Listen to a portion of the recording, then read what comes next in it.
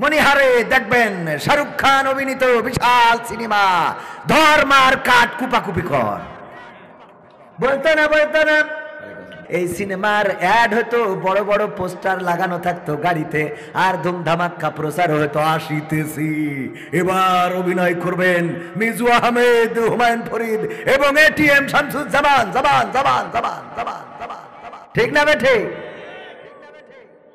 ওই সিনেমার প্রচার করা লাগতো মাইকিং করে, এখন সেটা আর লাগে? খালি দেয়ালে পোস্টার টানানো। মনিহারে লোক আছে না নাই? মনিহারে লোক পাওয়া যায়, অভাব হয় না। চায়ের দোকানে লোক পাওয়া যায়, অভাব হয় না। আবার চায়ের দোকানদাররা খেপে যায় না, আপনাদের দোকানে চা বিক্রি হোক, কোনো অসুবিধা নাই। আমরা মাত্র একদিনের জন্য এখানে মাহফিল করেছি। বছরে কয়দিন? বছরে একদিন। একটা দিন আপনি চায়ের দোকানটাও বন্ধ রাখলেন না। আপনার চিন্তা হইলো আজকেই তো খেলা হবে, আজকেই তো কি খেলা হবে, চা অনেক বিক্রি হবে, আজকে চা অনেক বিক্রি হবে, সুতরাং আজকে বন্ধ রাখা যাবে না। রিজিকের মালিক কে? আপনি যদি একটা দিন যে আজকে মাহফিলের দিন, আমার চায়ের দোকান খোলা রাখবো না, চলো চলো আমিও যাব, তোমরাও যাবা না, আজকে মাহফিল শুনতে হবে। ভাইরা আমার, একদিন মাহফিল শুনতেন, একদিন মাহফিলের পরিবেশ করে দিতেন, আল্লাহ রাব্বুল আলামিন আপনার গোটা বছরের রিজিকটা নির্ধারিত করে বাড়িয়ে দিতেন। বলেন সুবহানাল্লাহ। আল্লাহর কাছে রিজিক আছে না নাই? আল্লামা কোরআনের পাখি বলতেন, কুকুরের বাচ্চা হয়, একটা কুকুর বাচ্চা দেয় কয়টা? 5টা, 7টা, 10টা, 19টা, 20টা দেয় না? 15-20টা, 15টা, 12টা, 15টা হয়। আরে বাবা, ওকে তো কোনো জন্ম নিয়ন্ত্রণ লাগে না।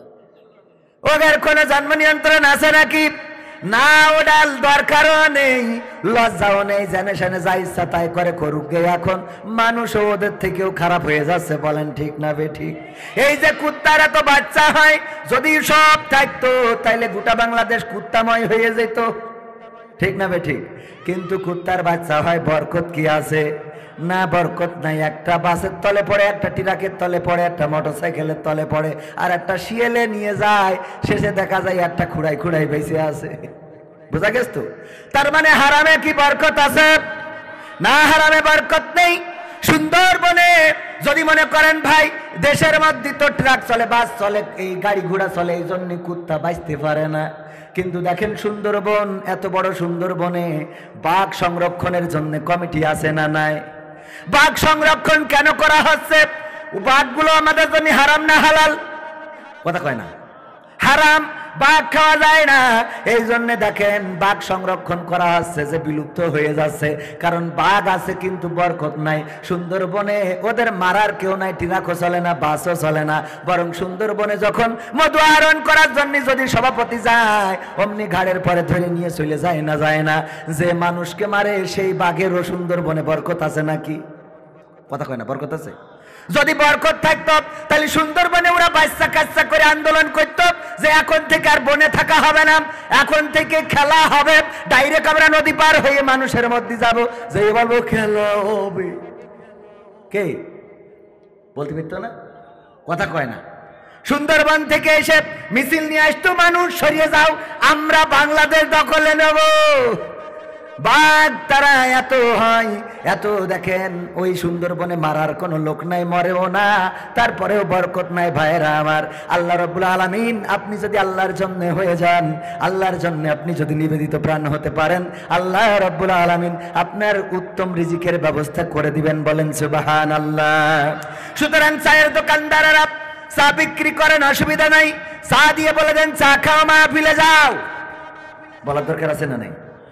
এখানে এসে যদি বসেন, আল্লাহ রাব্বুল আলামিন আপনার আমলনামা থেকে সগীরা গুনাহগুলো যতক্ষণ বসে থাকবেন, বিশ্ব নবী সাল্লাল্লাহু আলাইহি সাল্লাম বলেছেন, যদি কেউ কোরআনের মাজলিসে, যদি কেউ আল্লাহ ও তার রাসূলের জীবন শোনার জন্য কোন মাজলিসে বসে, যেখানে কোরআন সুন্নাহর পরে আলোচনা হয়, এমন মাজলিসে যদি বসে, এটা জান্নাতের বাগান, এটা তো ঠিক। সেই সাথে আল্লাহর রাসূল বলেছেন তার আমল নামার সগীরা গুনাহগুলো ঝরে যেতে থাকে আর আমল নামায় সওয়াব লিখিত হতে থাকে। বলেন সুবহানাল্লাহ।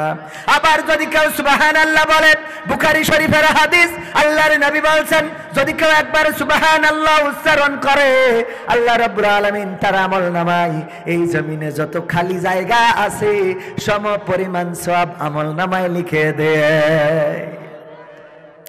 অথচ আমরা বুঝি না, মূল্যবান জিনিসটারে বুঝি। ওই যে বলে দাঁত থাকতে দাঁতের কদর করলা না, বলে না, দাঁত থাকতে দাঁতের কদর করলা না।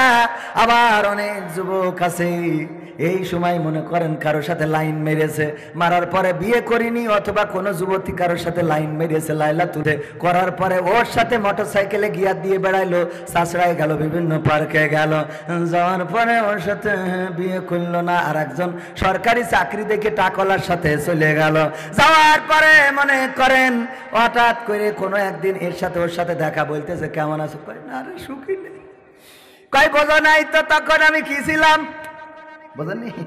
তার মানে যখন কদর করা দরকার করো নাই, বোঝো নাই। এখন এরকম বলে না, বলে না, ঠিক তেমনি এটা উদাহরণ দিয়ে আসুনি বলো। আবার এটা মনে করি না হুজুর আবার প্রেমের কথা কয় কেন? ও ভাই এই কথা না করলে তো বোঝেনি না। এখন প্রেম কি শুধু যুবকরা করছে না বুড়ারাও করছে? হ্যাঁ করছে মানে কি, যুবকদের জিনিস ওরা বিয়ে করিয়ে দেখেন, একবার বই মেলায়, একবার বউ মেলায়, এখানে সেখানে টিকটকে, ফেসবুকে, ইউটিউবে, আরে বাবা কুপা কুপি শুরু করিয়ে দিয়েছে।